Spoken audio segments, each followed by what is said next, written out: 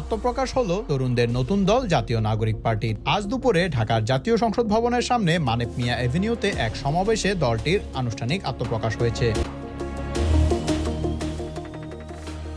নাহিদ ইসলামকে নতুন রাজনৈতিক দলের আহ্বায়ক হিসেবে নিযুক্ত করা হয়েছে।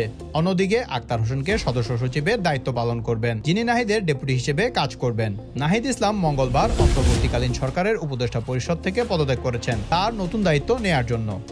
আক্তার হোসেন জুলাই আন্দোলনের নেতাদের নাগরিক প্ল্যাটফর্ম জাতীয় নাগরিক কমিটির সদস্য সচিব হিসেবে দায়িত্ব পালন করে আসছেন।